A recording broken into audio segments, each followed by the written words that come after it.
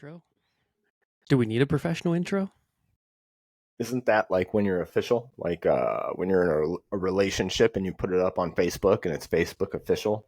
Like, are you an official podcast when you have the intro? It's got like the little music drop and all those things. Or are we official now? I mean, we definitely have music at the beginning of our Spotify, a little 5 seconds from our friends at, oh my gosh, what's it called? What do I use? I don't know. I pay for the subscription to use the copyrighted music. It's like $18 a month. But yeah, we got intro music on the beginning and end for sure. Like I can't just let it go up and then there's nothing. I feel like a personalized intro is what we need.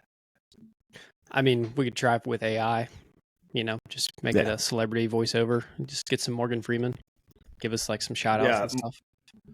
I like that. If we could alternate and have like a McConaughey intro, maybe a Lex Freeman AI intro once, that would be fun. That's probably definitely possible.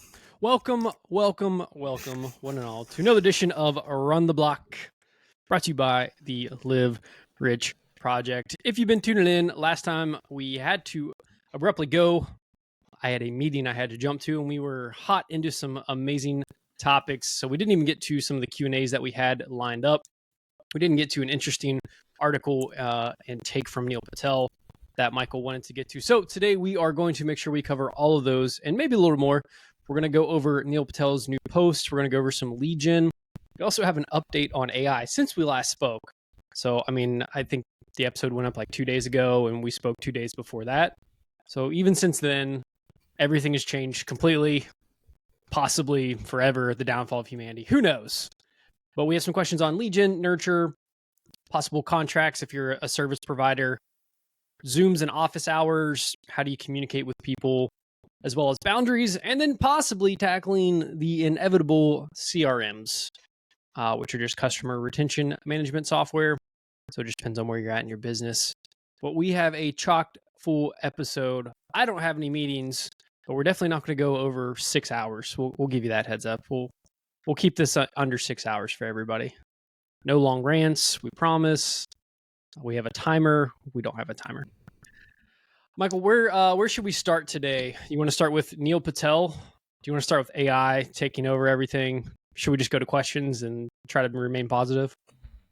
You know what? Let's go ahead and go to the AI, just because the clip that I sent you over, for those of you who have been following along with the reboot here, the reel that Cameron had put up the other day, which the snippet ends with I'm saying something along the lines of, the more and more that we get connected in this virtual world, the more and more demand there's going to be for in-person real connection with another human. And then this morning on the cesspool Twitter, shout out to Elon, I had run across a little snippet of Sam Altman, who is, if you don't know, he's the CEO of OpenAI, ChatGPT, and all of that. And it's a clear as day statement from him that the more and more that we lean into AI, the more and more that in-person, very connected experiences are going to become of higher value, because the everyday thing will be interacting with a machine, and the rarer thing is going to be getting a service provided from a human. And so, that just kind of keeps in line with the exact viewpoint that we have. And, I sent that over to you earlier this morning because I just thought it was very appropriate timing, considering we'd covered it on the last episode. And here's the founder, the guy who's basically leading the charge, kind of echoing that. And so wanted to know, man, with that as a principle, right? Like, the more we lean into one thing, the rarer something becomes, the more valuable it is. For all of the coaches, service providers, right? You sell a service. It means you're helping another human. You don't sell a product, right? So your time is typically involved in this. As we look forward, Cam, what do you think can be done or should be done by the coaches out there, the consultants out there, the people who do provide services, for others. What are some of the things that maybe we should start looking to do on a regular basis? Maybe some things that people aren't doing now, or some things that in the past maybe they outsource, right? It used to be, once upon a time, everyone just got a weekly phone call for their check-in, right? And then with the advent of Loom and other softwares, we've gotten a little bit less connected with our check-in process. And so even things like that, is this something where coaches, consultants, service providers should be really auditing the level and type of service they provide, and to kind of take advantage of where we're going with this new AI-driven world? What are your thoughts, man? I'm going to steal one of your lines. Best possible experience with a tweak. So best possible experience, least possible inconvenience. Yeah. There's going to be a new norm, and it's either you adapt probably early or you get left in the dust. I'm sure, right? Like even in our lifetimes, we have the gym bros that are probably in their 50s and 60s that did everything on, pen and paper. I still see guys every day when I go to the gym that write all their stuff down. I very rarely have ever used a notebook. I did in high school. But since then, like if I'm tracking, I just open up, Google Sheets on my phone, or an Evernote, or an iPhone notes.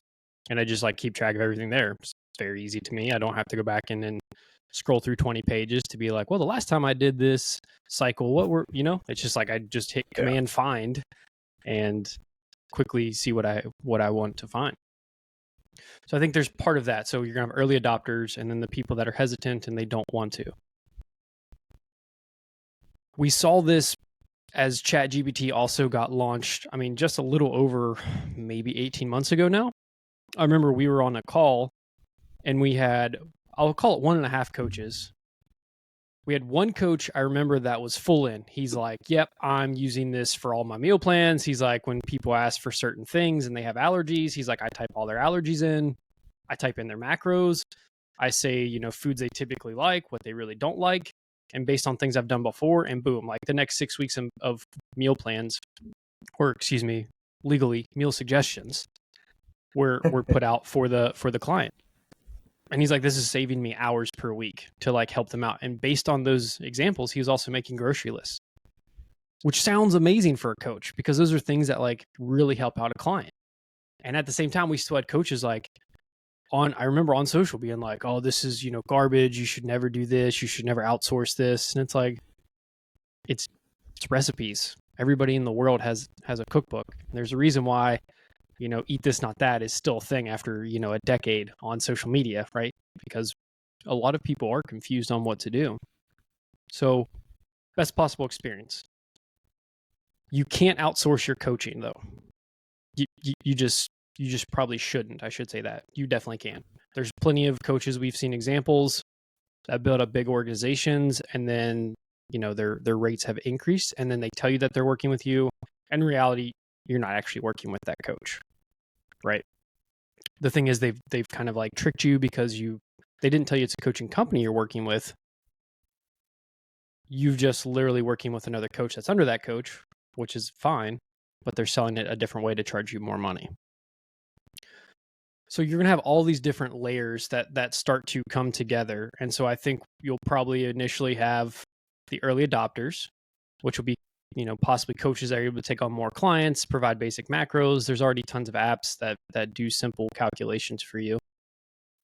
But as AI advances, you won't even really need a coach probably to read blood work as much anymore, right? It'll come back and tell you, these are the things that are wrong with you.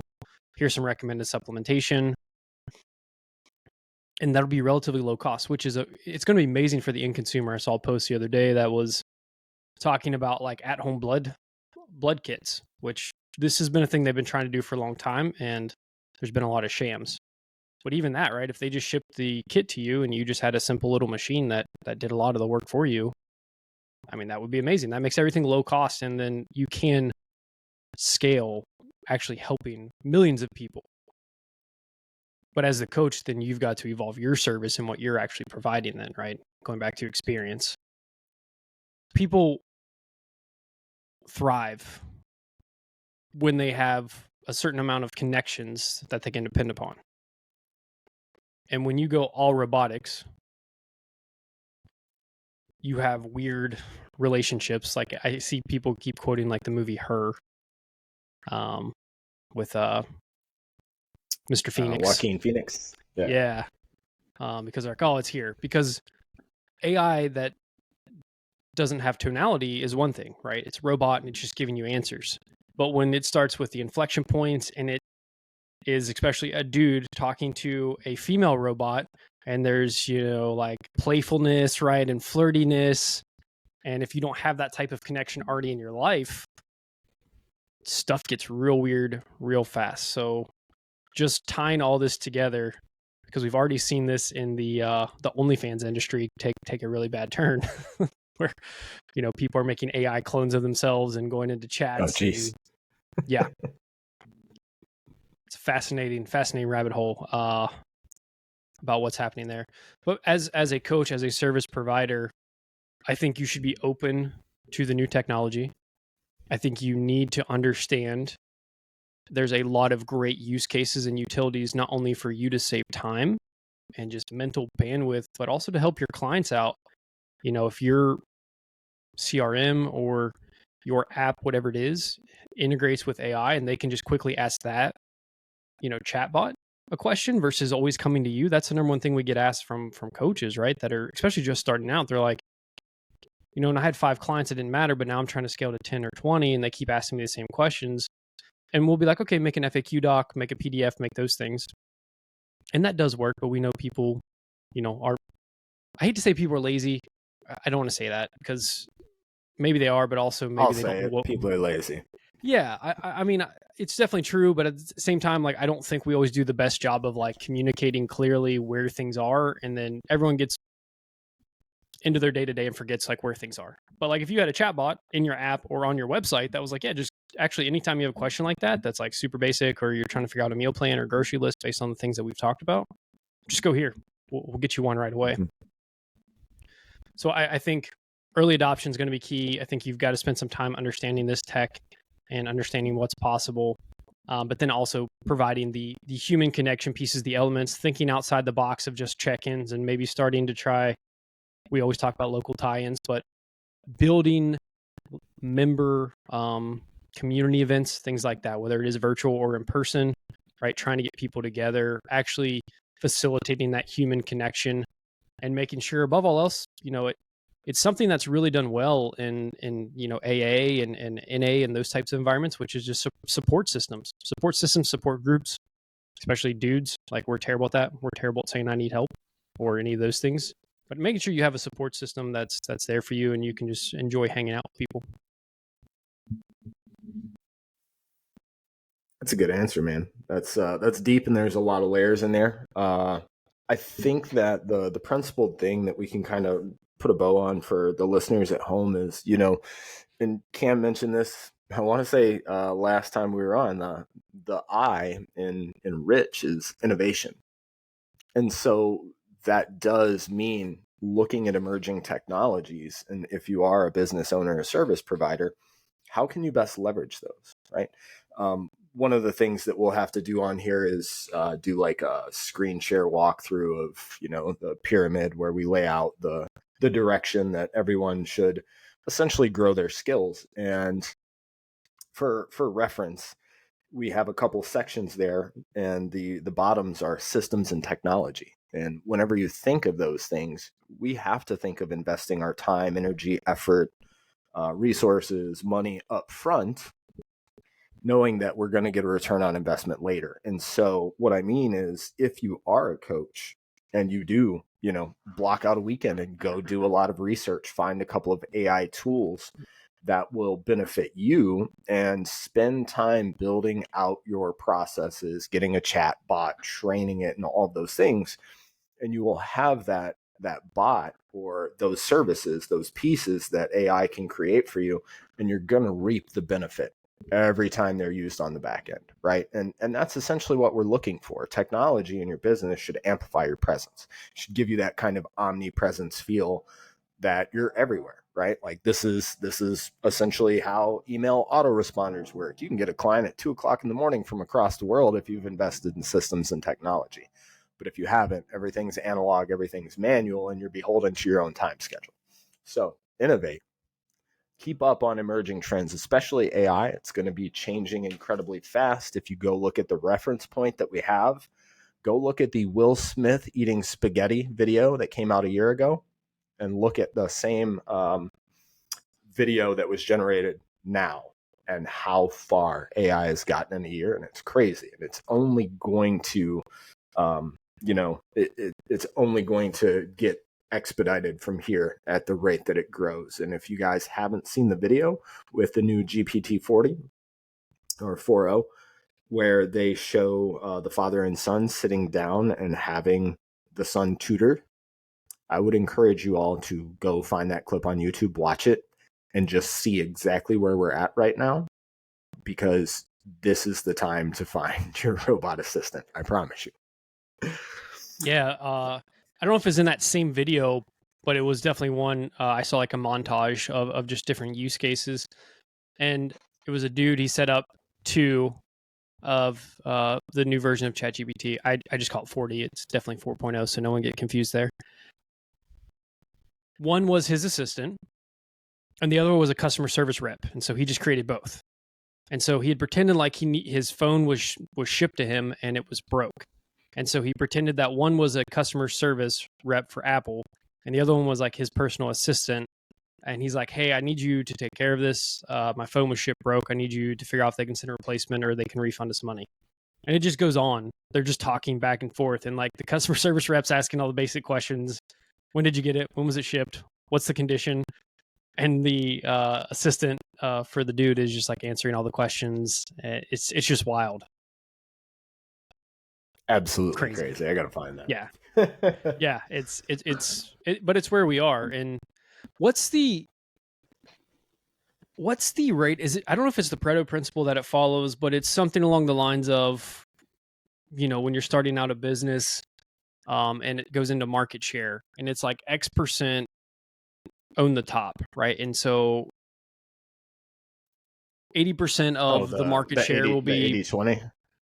Yeah, it's I don't remember if it's it definitely, some of it's the Pareto principle of the 80-20, but it goes into like, a certain number of companies will own 80%, right, of the market share, and it's basically like, the remainder 20 is what's fought over by most people.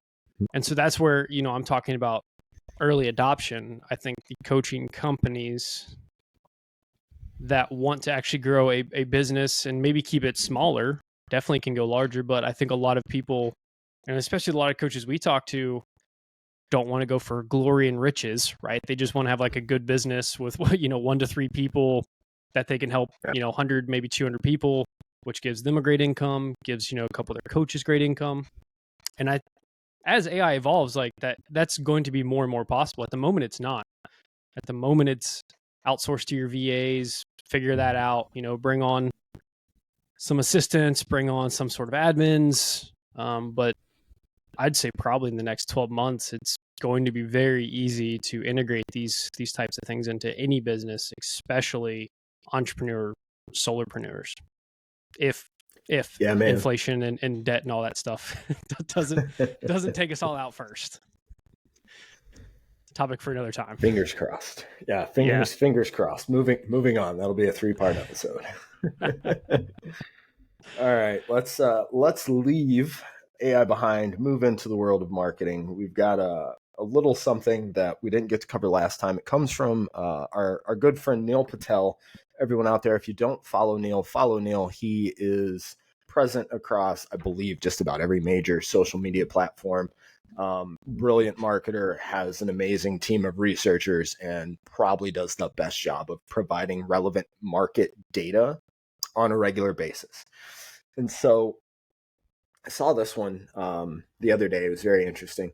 So this comes from his team surveyed 3,000 marketers, and I'm just going to go through the bullets on the feedback, and we can kind of take this, give a little context, and maybe a little advice on how people can apply. So the average person, the average marketer out of these 3,000 marketers surveyed, create 2.6 pieces of content per day. I should say post, not create, right? They post it. I promise you a lot of that's batched. They have accounts on 8.3 social media platforms, but they only use 6.1 on average. The average time to create any piece of content is 24 minutes, and less than 10% of the content generated gets more than 10 likes. That's interesting. We're going to dive into that. He also advises that something everyone should know is that other platforms, and I'll say other platforms penalize you for crappy content, right? If you just go up and you post the static picture and your little caption, which is the thing that Instagram loved 8 years ago and now it hates, you get absolutely no visibility, right? It's not what they want on the platform. But he says that Twitter doesn't punish you for your crap content. Now, I have to think that that's, true to an extent, and part of it's because the original concept of Twitter was 120 characters or less. Put a thought up there and nothing else. Now it's moving into video and the everything platform and the search engine, and things are changing. But principally speaking, what he's saying is go test your content out on Twitter, because right now Twitter's showing everything to everyone just to see what people react to, because Twitter is making up their mind on the direction they're going in, where other platforms have already chosen that. So he advises that you test on Twitter and then take the stuff that performs to your other platforms. There's a whole lot of stuff here, right? We have the amount of content that is created and posted every day, which is 2.5 pieces. We have the fact that the average marketer belongs to 8 different platforms, but only utilizes 6 of them. And then probably the 2 most important stats that I want to hop into. Average time to create per piece, 24 minutes. And then less than 10% of posted content generates 10 or more likes. Man, where do you want to dive in first? The 24 minutes is interesting because I wonder, is that including editing time or anything like that? Or is that just, recording time? Because we've all went to hit record and then 2 seconds in fudged up, or then 30 seconds in, we're trying to do a 45-second reel and we forget what we were even talking about, or the dog barks and we're like, shit. So I wonder what that is like, adding all together. Because, that's why you mentioned batching. We try and get everybody onto Sunday systems right away, right? 2 hours, figure out what you're going to do for the week, as well as if you don't have content created, do all that as soon as possible. Get everything done. Because, think of it, that's a long time. It doesn't sound like a long time. We're like, 24 minutes, that's fine. But like, if you just need to make 10 posts, it's 240 minutes. Like, I get it, do that a couple times in a week, you can get really far ahead for sure. But like 24 minutes, it feels like a lot. I just feel like I'd just rather go and chance it on a live. Just call it a day. What we can't tell by the surface data feedback here is, are we accounting for all of the various posts? Because if you put up 120 characters on Twitter, 40 seconds, 50 seconds, a minute and a half tops, if you got to edit. And so is that dragging down drastically 45-minute reel creation for a lot of people, right?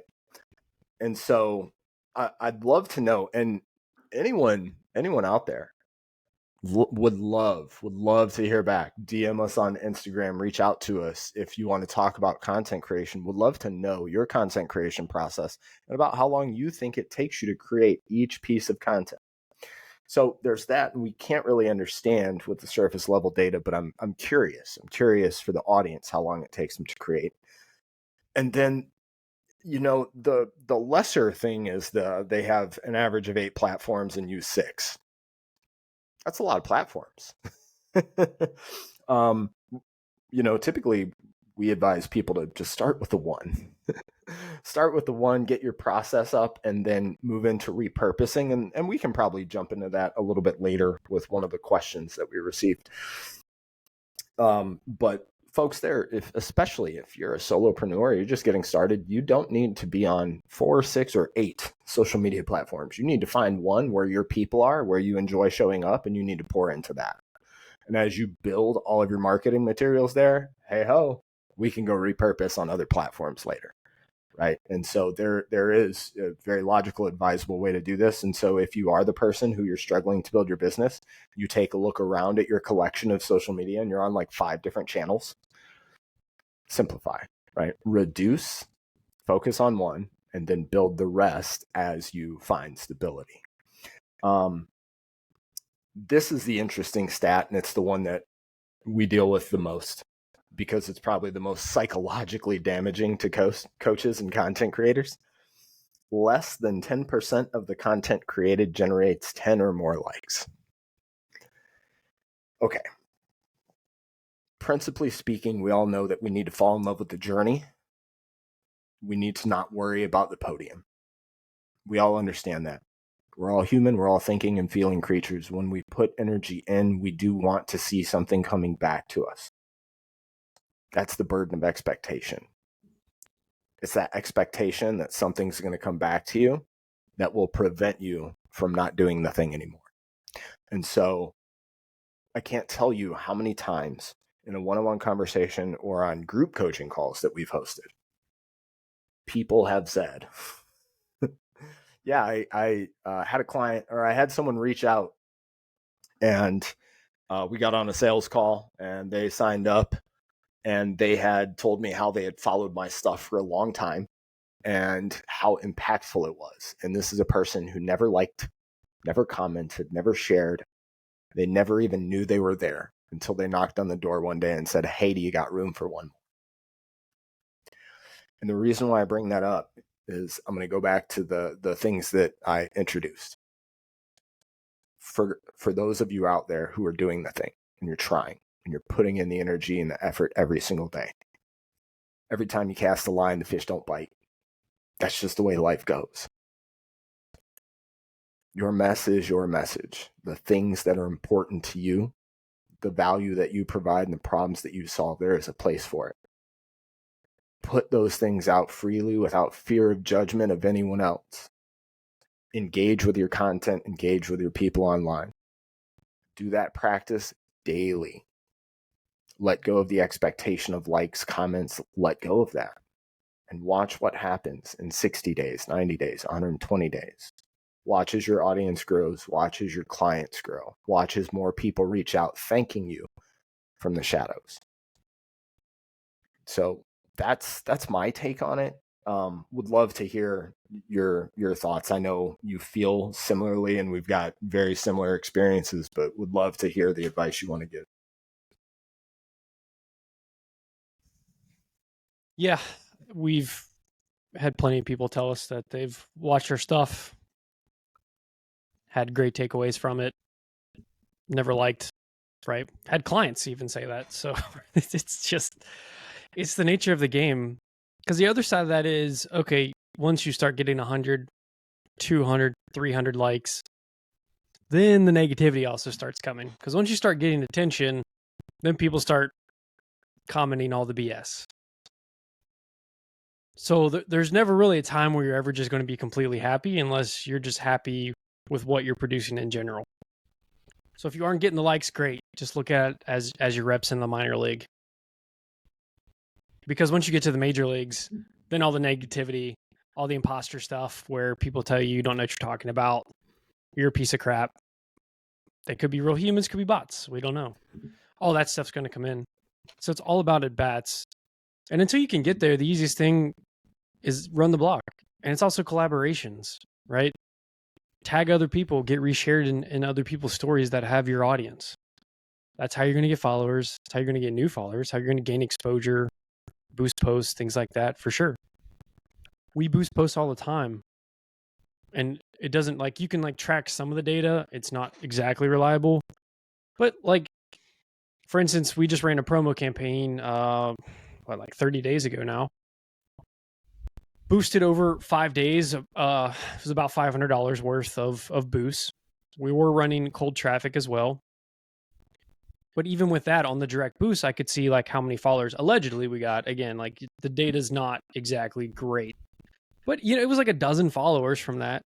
But at the same time, it was over 700 clicks to our site, which corresponded to X% of downloads, right? Which means they're directly on our list now, which is really what's mostly important anyways, is like now we have them on a source that we control how much they, get exposure to for what the next steps might be. And now we can actually directly contact them via email and, phone, depending on what they downloaded. So social is always going to be a game, and you have to look at it like a game and don't use the vanity metrics. And with those things, again, head down, eyes up, just keep posting, keep doing the thing, because it's usually, yes, we want people to like our stuff, and of course we want to be interactive and increase our engagement and have more meaningful conversations with prospects.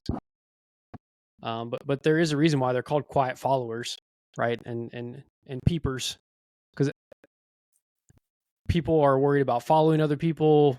They're worried about what they're going to be sent.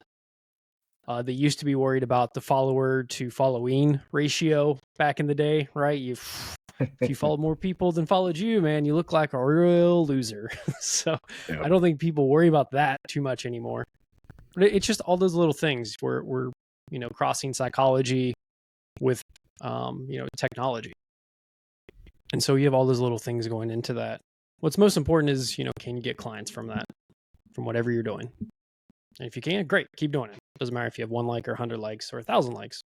Just keep doing it. Because I know plenty of people that get lots of likes and they're still struggling, just like the coach who gets none or 10 likes. Absolutely. I'm going to give 2 quick lenses to everyone out there on this. So the first one, let's go with the current rule of 100 for people on social media. This means for every 100 people on social, this is the breakdown. 1 person creates content, 1 out of 100. 9 people will like, engage, share, follow, right? 9 people out of 100 are the ones who are engagers, right? That means 90% of folks are quietly scrolling. Why? Well, there's more content than ever. It's video content now. So what do? You watch the video quietly. You don't interact with it, and then you swipe to the next one. So more than ever, people are not engaging with the content and they're watching it, but they are watching it. So keep that lens in mind. And number 2 is this. And this is just a bigger purpose conversation, because one of the core things that we all need is growth. Right? We desire to grow as people. We desire to evolve. And if the thing that you are doing, when you're doing it, if you're not getting the feeling in return, are you doing the right thing? Is this the thing that you love to do anyways, that you would just spend the rest of your life doing because it gives you energy? If the answer is no, I would challenge you to start looking at the things that you truly love and you feel that you're called for. Because once you step into those things, start talking about those and start building that, it's a hell of a lot easier to show up every day and not care if anyone gives you any feedback, because you love what you're doing. So just a mirror check for everyone out there as you're going through this process. All right, moving on so we don't get bogged down. I think we had some questions that we didn't get to last time. We sure do. So we had a question on lead gen nurture. Actually, it was like all the questions. We joked that it was someone trying to get us to build a free 30-day marketing campaign for them.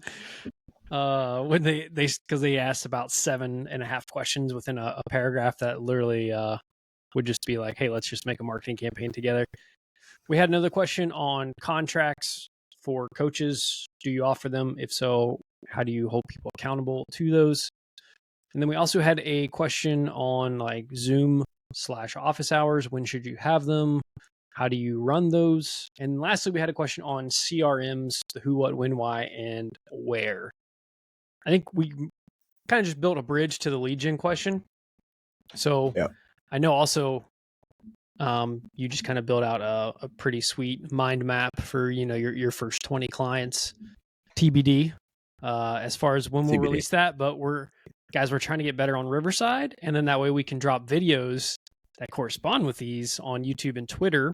which we kind of already talked about before. But with Riverside, just like OBS, we can actually screen share and just walk you through so that is the goal. We're trying to get that done by June, and by done by that, I mean making Michael, myself, not so dummies when it comes to the tech side of this, and making sure that what we can do, we can pull off without doing the the classic on Zoom. Hey, you're muted. Am I muted? Hey, you're muted. Can't hear you. Hey, screen's not working.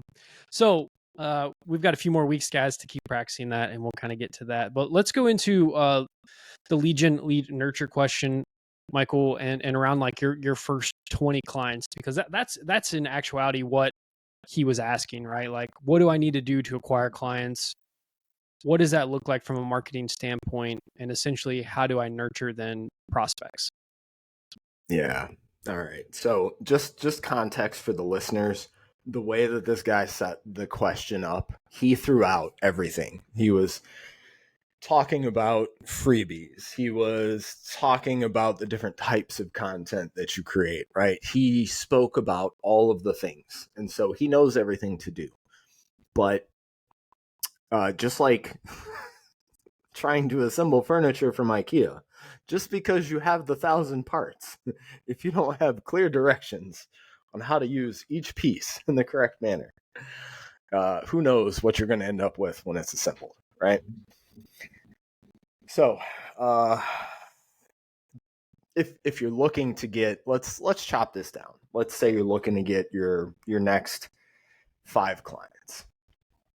I'm going to attempt this so you guys can check it out at home. Here's a little preview of what we're trying to get better at. So, as Cam said, when this was originally drawn, it was for how to get your next 20, but we're going to simplify. So we're looking at three main things here, right? The first thing is social media strategy. We need to have a social media strategy because we're trying to grow an audience. We need to get more eyes and ears to follow us, where we can connect our unique solution to whatever current problematic state they have, so we can get them to whatever their desired outcome is. So social media strategy becomes very important, so we can actually make the people appear in the audience. From there, we have to understand how to actually engage, because once they're there, we want them to do something. I'm sure a lot of the listeners have either started or joined a Facebook group or a community, and things pop off for 5 days and then everything just dies, right? It's just like every other type of momentum in life. We want to keep it going. So we have to understand how to engage. And then from there, we want to really understand how to convert, right? We make the person appear in the audience, we get them to engage, and ultimately we turn them into a paying client. Now, you will see we also have repurposing, retargeting. I'm going to tie it back to something that we talked about earlier in the episode. Start on one channel. Start to nail one channel. You can repurpose that content later on after you dial everything in. So we're going to go ahead and start really quick with the types of content that you should post in the first place. We have your marketing funnel, right? And so we've got top of funnel, we have middle of funnel, and we have bottom of funnel. And so these are different places that people are at when they come into your audience based on their level of awareness. Some people just know that they have a problem. Hey, I'm overweight. Hey, I'm really bloated. Hey, I'm really fatigued. Those are problems. And so with our top of funnel content, that's what we want to talk about, right? We want to talk about the problems that people have. We want to talk about the false beliefs that they may have, the limitations within their mindset. We want to put out educational content, right? We want to build our authority and let people know, hey, I'm a trustworthy expert. So when you come on in, I know what I'm talking about, right? These are all very top of funnel types of content. And essentially, we're looking to create awareness within the audience of some of the problems that we see on a regular basis, and also how we can solve those problems. Right. From there, we can move into middle of funnel. And so this is where the awareness level goes up. This is where your things like having lead magnets and being able to do live trainings, right? To tie it back earlier, we were talking about how long it takes someone to create a piece of content on average, and we got 24 minutes. And Cam said to you all, I'd rather just go live. And we would encourage you to go live because it's a great way, again, for you to build your authority, to demonstrate the types of problems that you can deal with as a trusted advisor, as a coach. It's a great way to generate engagement for people to see you, to hear your voice, right? So they can psychologically build a connection with you. And so we want to create lead magnets around the problems that we solve. And if you're not sure what a lead magnet is, it's essentially a piece of content that we create a value exchange. This guide, hey, I've got a guide. It's going to help you lose your next 5 pounds in 5 days. Do you want it? And so anyone who's potentially interested and has a problem around weight loss would put their hand up and say, yeah, I'm interested. Okay, great. Actually, here, I'm going to send you this thing. You can just hop in and I'll email it over. And now we've captured their information to start to build an email list if we want. We can also have that inside of a private community if you're a Facebook group person. And so when they want it, we can drive them into the group and they can get it there. And now they're a member of our community.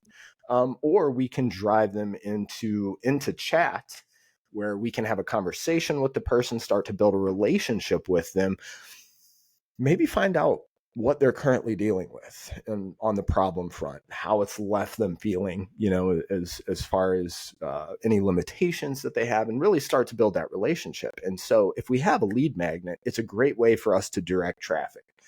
Hey, you want the thing? Yep, would love to talk to you about what's going on. Hey, you want the thing? It's on the email list. It's in the Facebook group. And we do this and we start to bring people into our ecosystem, right?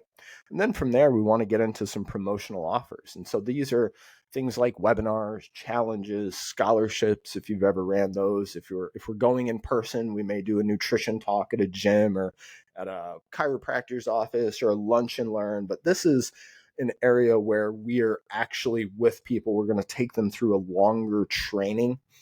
And we're really going to provide the most value, but we're also probably going to demonstrate some of the gaps that may be in the audience's knowledge and some of the ways that we can help them, right? And then, of course, we're going to end it with an offer because there's no sense in hosting a training if you're a coach, if you're not going to drive traffic into what you do in the first place. But as far as the content front, this is a pretty straightforward way to do it. From there, we're just looking to really engage with people. We do want to put those posts up on social media because we want to start chats. And if you don't have a baseline or a metric, start 10 chats a day, right? And all you're looking to do is build relations with people. This is essentially networking, right? Your network is your net worth. It's the same thing. And the way that you're going to acquire clients is by building relationships with these people so they know you, like you, and trust you so they can make a buying decision with you. The easiest way to do it is to systematize what you do.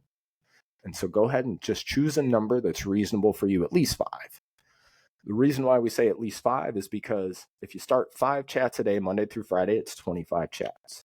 Multiply that by the 4 weeks in a month, and you have started 100 chats. Now you will know your rule of 100. For every 100 chats I start, how many calls do I book? How many people join my email list? How many people come into my community? And now you can start to really look at your data and see, what your audience is reacting to. So you know what they like and you know what they don't like. The things they don't like, we get rid of those. The things they like, we build more of those, right? It's addition by subtraction. It's a very simple concept.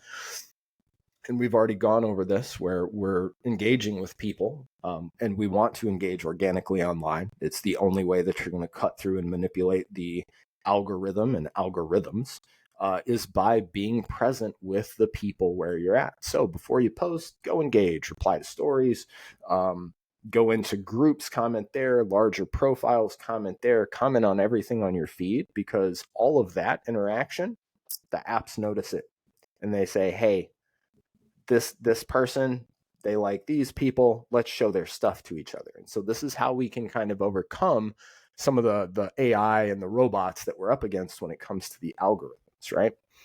And so all of this is just driving people to ultimately get them on a call with you, right? All of this engagement, we're just directing traffic.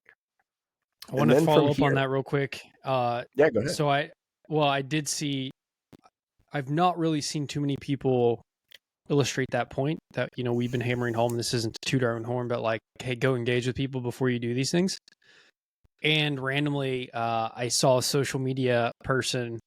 They're an account manager, and they put up like their 10 things that you should do, and that was one of them. And I was like, yes, let the people know. Let the people know to do the simple things that they can do to help get their accounts, better engagement and reach. Absolutely. Quick breakdown of how that works. I think probably everyone out there has shut down Instagram only to open it right away, just out of habit and addiction. And so you are the product. Your attention is the product. They want to keep you on there as much as possible. So whenever you follow someone new and you shut down the app and you pop it back open, that person's story is the first story you see, and you'll see 1, 2, 3 of their posts at the top of your feed because you voted to the algorithm. This person followed them. They like their stuff. They want to see more. Show it to them. Right. And so we're leveraging what the algorithm thinks that everyone wants. And this is the importance and the reason why you engage organically before and after you post. So don't just schedule your post and not do anything with it, because this is the hack that will actually drive you up. Because you post, you get seen by 2 to 3% of your audience. If there's engagement, they show it to a little bit more. If it's engagement, viral potential. You post, show it to your audience. If there's no engagement, crushed. So engage with your posts, everyone out there. Repurposing, retargeting, conversion, right? And so we've already talked about building a Facebook group or a circle community or whatever you have, or your email list. And from here, we're going to repurpose some content, right? Some of the things that we do on our public profile, there's no need to reinvent the wheel when you go into your private domains, right? Because if we think about this in real life, if you're driving down the road and there's a lot of traffic and you're, in a city setting, there's a lot of billboards, but you're in a lot of traffic. You might look up, you might see that billboard, you might not. That's your post, right? That's all the people on social media, and your posts are the billboards on your public profile. There's a less chance that they have them or they see them. But if you got those people to turn off the interstate and go into your private neighborhood where those billboards are posted, it's more likely they're going to see them. And so if we get people into our email list, if we get people into our private communities and we repurpose some of our best stuff from our public profile, there's a chance they're going to see them. There's a better chance they're going to engage and also see that we're demonstrating value of the problems that we solve, and people just like them all the time. So don't think you have to go in and create tons of new content. You have to create some new content and you have to engage. But a lot of your stuff can be repurposed, right? So go get really good at one channel and start to build the list of things that perform well, and you're going to end up repurposing these things. From here on the other side, right? We talk about Run the Block. Hell, it's the name of the show. Run the Block. Go start to build engagement in your communities. Go start to look at partners. If you are a nutrition coach, wedding photographers exist, acupuncturists, chiropractors, meal prep companies, private chefs, all these people exist. They all have your clients. Go start building your relationships. Go start building your collaborative network and run the block. Here's just a couple of things that you can do as far as outreach, and we've covered them email, one-sheeter, but it's how are you going to get in the door? We talked about a webinar, have a seminar in person. So if you're going to create a webinar virtually, and you go have a nutrition talk in person, the same thing applies, right? So now you don't have to recreate the wheel again. So guys, by the way, this one right here, huge. Come up with a way to have a free challenge. Have a free challenge with your email list. Have a free challenge with your group. Create some engagement. See what you can do after that. Fill your own pipeline. Because the rule of 100, as far as buyer readiness, when you have 100 people come into your ecosystem, 4%, 4 out of 100 are ready to buy now, right? They are problem aware, solution aware, product aware, and they know you're the one. Cool, 4 out of 100. 60 out of 100, bottom 60%, never going to buy. 3 out of 5 people will never purchase. The remaining 36% in the middle, 16% are in the information gathering phase, and they're going to buy within 90 days to 6 months. The other 20% are in the information gathering phase, and they're never going to buy. they're never going to buy with you, right? So that means 4 out of 5 people who come into your ecosystem will never purchase. And that means that 4 are going to buy now out of 100. 16 will end up buying in 3 to 6 months. So play the long game and start to build your nurture sequence and process and start to build your own ecosystem. So you become omnipresent. So everywhere this person looks, whenever they think of your industry, your niche, coaching, whatever it is, you are the micro authority, right? You may not be Vince Pitstick. You may not be Lane Norton. You may not be these people, but you can be those guys to your people. So this is a great way to start building your presence, build your own ecosystem, start to bring people in, nurture them, play the long game so you can build a better, bigger business in a more sustainable way. That was epic. I hope the video works so everybody can follow along. For yours, only $47.99. You too can build. Just kidding, guys. If you want a screenshot of that, just take a screenshot. We'll post the video up on YouTube and Twitter. That way you guys can run through that, and we'll put up some timestamps. That way it's easy. I'm not saying it's going to be great timestamps. Guys, we're newbies at repurposing video from Riverside, so we'll do our best. But highly encourage, if you're listening to the audio version of this, to go through this video, because he showed a mind map and literally gave you step by step everything that you need to know. We have, client one comes to mind in particular that like loves when we do these mind maps. He just prints it out and then just puts it on his wall behind his desk, so that way he knows exactly what he's supposed to be focusing on, for the 30-day snapshots that we do. So if you guys even aren't doing that, highly recommend doing that for yourself. We call it periodization. Each quarter of the business we map out, but either way, have some goals, set them, but highly recommend checking out this mind map. That was really well done, man. I hope people take that and then just build an insane business, because that's really all you need for marketing to start getting the right attention. 100%, man. At the beginning, when we came back here, one of the things we said was, everywhere you go, everyone's got all the stuff behind the paywall, and we were going to pull the curtain back. And so it's literally the blueprint to go build the business. You don't need to do more than that, I promise. It's really just consistency from that point, right? That's literally this morning what I spent time, even for, MMU, was like, man, we have all this great tech and software. It's getting really complicated on the back end though. So it's like, how do I simplify this? So I spent the morning just like, if we had nothing and I had $100, like what software would I use? What tools would I use? If I only had one other person, like how would I get them in contact with, the leads we have coming in as soon as possible?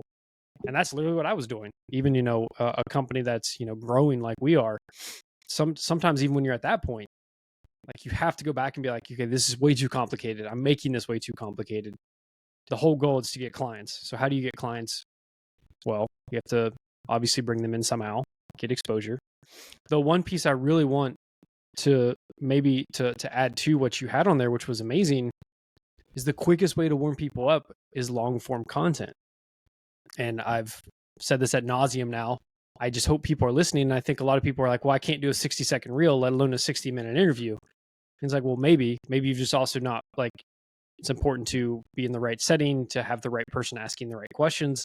But also you as the business owner or provider have to sit down and like literally journal that stuff out. Like, who are you? What do you do? What are your core values? What's the core values of your company? Right? What's the core components of what you do? Why are you here? You have to answer all those questions. And if you can, I promise you'll never not be able to like hit live or hit go live, or just to go and repurpose something as soon as you get off of a call with a client. Go in and be like, hey, I just talked with a client. This was their issue. This is what we talked about. If there's just tons of opportunities to build these pieces that I just think a lot of us overlook because it's just so day to day for us. And we're just like, oh, everyone probably knows those things. But if you can get 2 solid pieces of long form content at a minimum, whether it's a podcast, whether it's something like this, like you and I are doing, whatever it is, if you're great at teaching, then yeah, make some PowerPoint slides and go teach. If not, ask somebody or reach out to somebody and just say like, hey, I'm trying to get out some longer form pieces of content. I see you have a show. Even if it never makes it to your show, would you just like do an interview? I'd be happy to pay you. Something like that, right? I think there's just so many ways that you could do something like a Riverside or a podcast to help your conviction, to help your passion come across that gets lost in an email sometimes, right? An email is persuasion, but you have to know how to do that to like invoke that emotion because it's text. So you have to know like how to trigger that in your story. But if it's this, somebody can quickly like watch this video and like see like you and I like this stuff. Our eyes are lighting up. Like when we do a mind map, you're like getting into it and I'm like leaning in. I'm like, this is super cool. And we look like two nerds, I'm sure. But like if we didn't like this stuff, one, like you wouldn't have ever made that. We wouldn't take time out of our day to record this for something we don't get paid for. Right. It's because we're two nerds and we text each other and we're like, dude, this will be super cool. Let's do this tomorrow. You know? So people see that and then they want to be associated with greatness. They want to be associated with people who are passionate, whether they, you know, maybe lack a little bit of that motivation or passion as well, but they're like, I know I need to be a part of this somehow. So don't underestimate those two. Use everything Michael just showed you and try to find two pieces of long form. Use the short form to gather attention, but then use the long form to really win them over. You should have no trouble whatsoever unless you're just completely missing the mark with your offer. 100%. Yeah, long form content, definitely the way to go. 100% the way that people can understand who you are, your vision, and buy into you. Definitely figure that out. Cam, great add-on to find someone who hosts and say, hey, you know, may never see the light of day, but if I, you know, throw you a little bit, will you interview me? That's an amazing idea. And if you don't have an avenue for long form, I would suggest that you do that. Reach out to Cam. Kidding. Starting a side business for $250 an hour. I will interview you. Wouldn't there be some shit like 10 people contact us and they're like, hey guys, for $250, I will absolutely pay you for an hour to get on Riverside and ask me questions. DM me now, $250. Always new business ideas. All right, Cam, you don't have any more meetings today, but I just realized that I'm 1 minute away. So let's rapid fire a question. I'll be a couple minutes late for it, but that way we can get in and get out. I think the other one, real quick, and then if you've got a bounce, you can bounce and I'll tie it in and then close everyone out. They won't get your patented see you later or goodbye. Contracts. Contracts is something we get asked about all the time. And how do you hold people accountable, especially in the service industry? Should you waste time suing people? Where do coaches go with contracts? Do they do it? If so, is it 3 months? Is it 6 months? And then what happens if someone breaks that contract? Yep, absolutely. Contracts, yes, definitely. You can find templates online. There are lawyers, there are attorneys who sell pre-made contract templates. You can very easily Google and find those and pay a couple $100 and get a pre-done operating agreement that you can change into whatever you need to. And so I would definitely encourage everyone to do that because you are a business. There are certain things that you should probably be doing. That's one of them. As far as the term of contract, that is up to the person. That is up to your offer. Maybe you have a 30-day program. Maybe the way your program operates, you don't really start to see all of the results until like month 4 and 5. In that case, you want a 6 month, right? The length of contract should be determined from one of two factors. Number one, program duration, or number two, if we don't have a program like this is 12 weeks, take it or leave it, right? Look at your retention rate and start to up the length of your contract. If your retention's 4.2 months, go for 6-month contracts, right? So for term, those are the two lenses that I would look through. And as far as the other on this, typically people go month to month on the back end. Not an issue at all. It's very common practice. The other thing that you could do is propose an offer string. On month to month, people pay whatever the monthly rate is without an operating agreement and a contract. That means they can typically walk away at any point. It's very common practice for the coach to put in a 30-day notice, which means when they leave, you're going to get one more payment from them. Something else that you can do is if you have signed someone to a 6-month and they're coming up on the end of their agreement, you can offer them to re-sign for 3 months, 6 months, whatever the case may be, for a discounted rate, right? And so, hey, we're coming towards the end. We've made a lot of progress. We've hit 4 out of 5 year goals, and we knew that this last goal was going to take a little bit longer because it was performance related, aesthetics related, whatever the thing is. And I love where we're going and all the momentum. I don't want to see it slow down. Would love to offer you on the re-up. I'm going to give you a 20% discount when you re-sign. The only thing is on this one, I get it. We've already gone through the first 6 months in the original contract. People leave. And so on month 3, on month 4, if you do leave, the only thing is those 20% discounts that you got on the previous months, you owe that. Because we gave the discount because you were signing for 6 months. So if you leave before 6 months, you just owe the discounted rate. That way, it's less pressure. They've already gone through 6 months. It gives them the potential of an out, but there is still something that they have to do if they're going to break the contract. So those are my words of advice. I'm late and I have to run. Cam, I'll let you put a bow on it. Guys, we'll see you next time. Get to work. Yeah, I think that's all great stuff, guys. And if you just implement that, you'll be completely fine. A couple things, we get asked, what if someone breaks that contract? As Michael said, you can let them. It's all about pre-framing to me and the conversations that, you're going to have up front. Some coaches, especially at the beginning, are afraid to be like, oh, I do a 3-month or 6-month contract. And they're just hoping, that they read the small fine print. If you even have that, whether it's PandaDoc, not LegalZoom, PandaDoc, or, oh my goodness, what's the other one? DocuSign. Right, you may send those over. Those are very cheap softwares you can add to any of your businesses, and obviously you can put over any type of contracts. But I think it is important to let people know, even if you are month to month, right? It's 30-day notice of cancellation. Hey, and when you just put parameters in place and don't tell people why, it's just like if you're telling them, well, you need to eat broccoli or you need to cut back this, and you don't tell them why, especially in the beginning discovery phases. If you go back into format, which is why, what, how, now, people are less likely to follow through. If you say, hey, this 30-day month to month is because on the back end, actually what I want to do is we actually offboard clients, and it's not just like, hey, you're done. We actually make you a 30, 60, 90-day plan post to make sure you can maintain these types of things. And this is something Michael and I have talked about before, that if you even just let people know ahead of time, obviously they're not getting coaching or anything like that, but if you have a downgraded offering, whether that's a group coaching type deal or even a post members type deal, right? Maybe as long as they've been a member for 6 months or 9 months, they get a stay inside of your community. Well, maybe that's super valuable. And then you can offboard them and even make them a plan. Hey, you've been with us for 9 months. We've hit all your goals. You're going to go into a maintenance phase now for 3 months, right? Say this is October, and they're like, yeah, I want to go into a maintenance phase over the holidays. I've got a lot of travel coming up. The thing is, sometimes people just get tired of checking in, right? I've been there. I've had tons of different coaches, and at times just doing the weekly, bi-weekly thing, you're just like, I'm tired of weighing and then going into a sheet and putting it in, right? We get it. Things happen. So maybe you do go to a maintenance phase. But if you as the coach actually build that out, right? As they're in this contract, you're like, hey, yep, after we do this, after you finish your 6-month contract, we'll go month to month, and then we'll build out a maintenance phase, or maybe you re-up.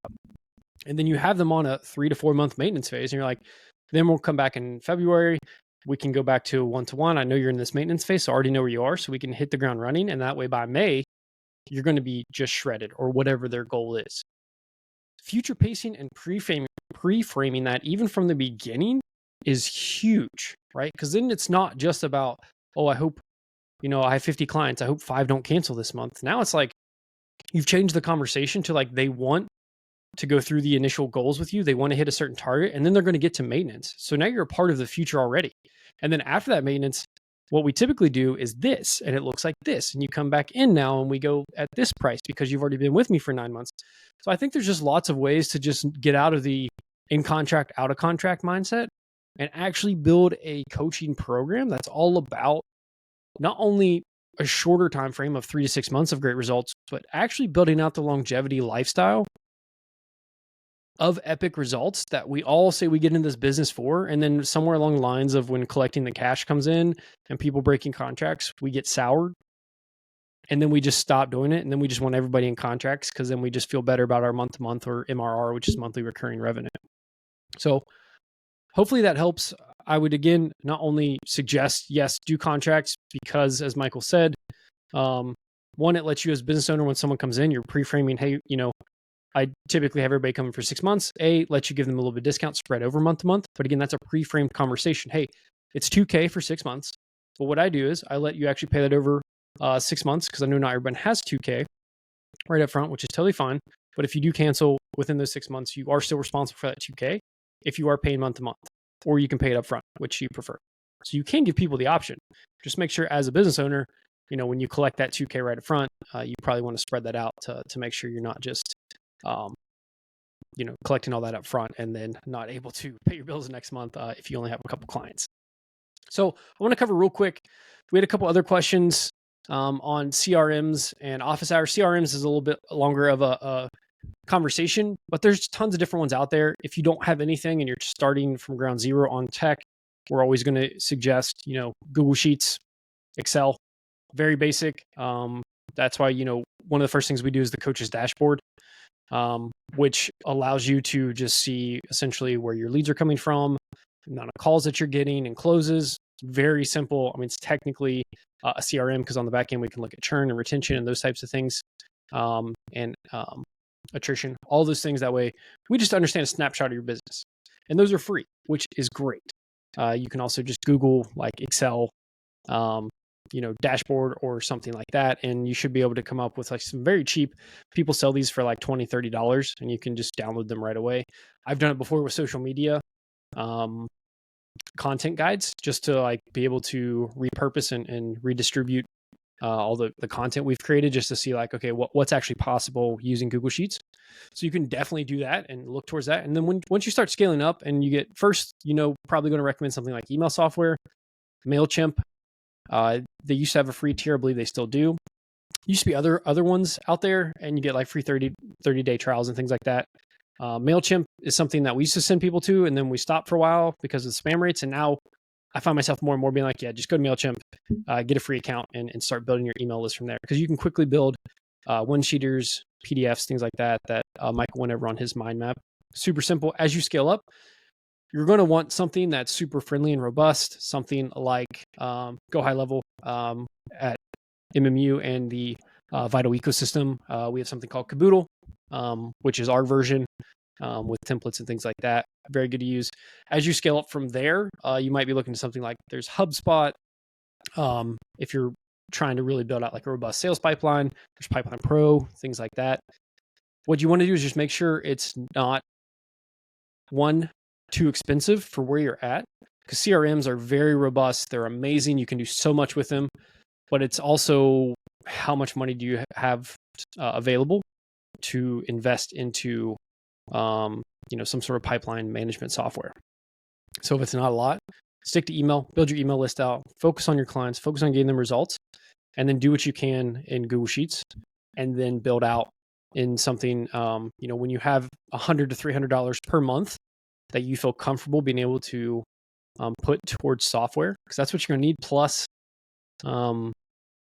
your email connected to that software. So it doesn't matter if it's HubSpot or Go High Level or any of those. When you use those softwares, they still have to connect to like an email proxy. I don't know if proxy is the right word there, but an email, we'll call it software. And so that's additional as well. So, sending out emails, sending out texts, all cost money. And so when you do something like MailChimp, it's usually built into the cost. It'll tell you like how many emails you're allowed to send per month and how many users you can have. So you can have maybe 1,000 subscribers to your email list, and you can send 10,000 emails a month, which if you're 1,000 people, that's 10 emails a month. After that, they start charging you. So it's all those little things you just want to make sure that you're aware of. And that's why we always just suggest, making sure you start building out your email list, get good at that, and then just build out more robust pipelines and campaigns from there, and then upgrade to an actual CRM. Now, what about Zoom Office Hours or something along those lines? Michael and I are big fans of Zoom Office Hours. Whether you have a free group, whether you have a paid membership, or just your paying clients, to answer, questions or to do a topic, whether that's monthly or bi-weekly, even weekly, depending on how many members you have. Weekly may be an option. What you don't want is just like it to become so common that nobody shows up, and then, you're not sure what to do. So what we've usually suggested, especially to start, is A, asking for questions ahead of time, and then B, making sure, worst case, if you show up and there's just no questions for whatever reason, you have like a theme for that. Hey, guys, first 15 minutes, we're going to break down, meal prepping 101. Hey, we're going to talk about these 5 recipes that I found, to make healthy quesadillas, whatever it is, right? Or we're going to talk about, ways that this is, affecting your thyroid, or, plastics are doing whatever, right? Whatever your thing is.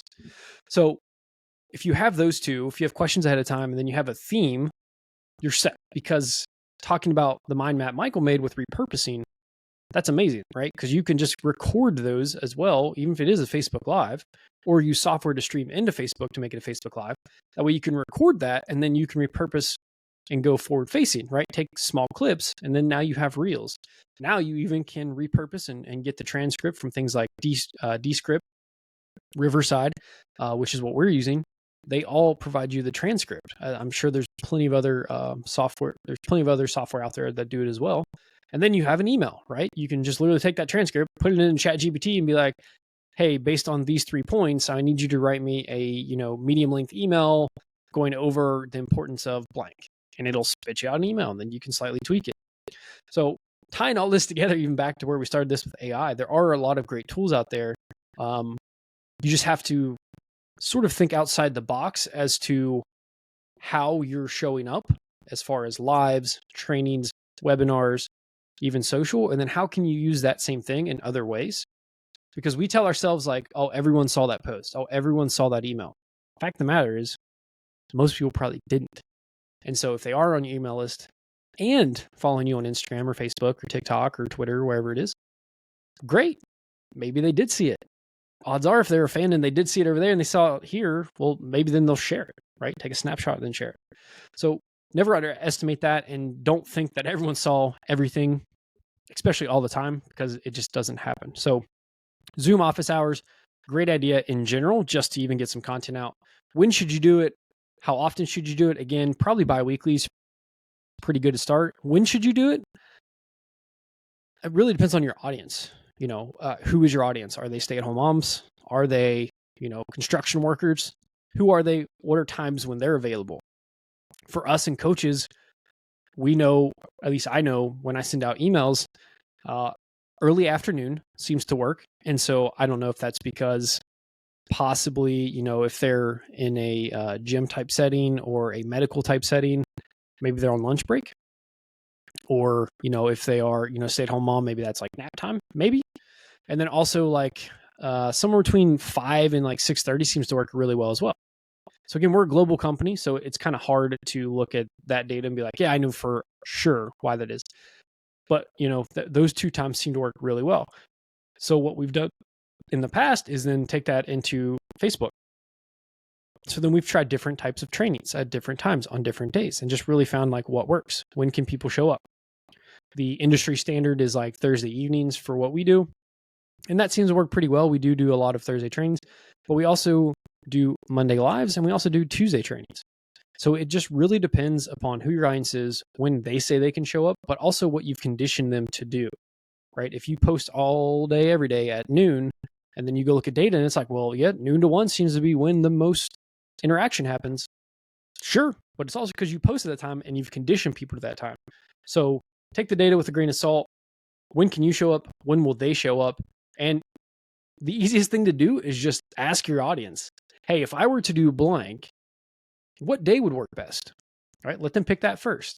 Hey guys, it looks like Tuesday and Wednesday are the days you guys are saying you're definitely down to do this. Curious, when would work best? Morning, afternoon, or night? Ask again, and they come back afternoon or night. Cool. So guys, here's what I'm thinking. Let's try for the first couple of weeks, we'll try Tuesday at 3, right? And then we'll try Wednesday at noon. And then based on all this and who shows up and what questions we have, we'll kind of go from there. Is that cool? Most of the time they'll be like, yeah, that's cool, because they're getting free stuff anyway. So if you have an audience, ask them. If not, what works with your schedule? And then go through on the other earlier suggestions of A, questions beforehand, and then B, a theme. And you'll be on your way repurposing content, using AI, and establishing yourself as a king or queen of your niche. Hope you guys enjoyed today's episode. If you guys have questions you would like us to answer, hit myself up, cam.explains on Instagram. Just send me a DM. Let me know your question. You can connect with Michael _Anthony_82. He's got to shorten that. Whew, man, that's a lot. Send him your questions as well. And if you'd like the mind map or something like that, we're going to put the video up here in a few days. But in the meantime, if you just like to kind of like download, print something off, and you don't want to screenshot and send your iPad, totally fine. Hit us up as well, and we'll try to get that over to you ASAP. Have a wonderful rest of your day, guys, and we'll talk soon.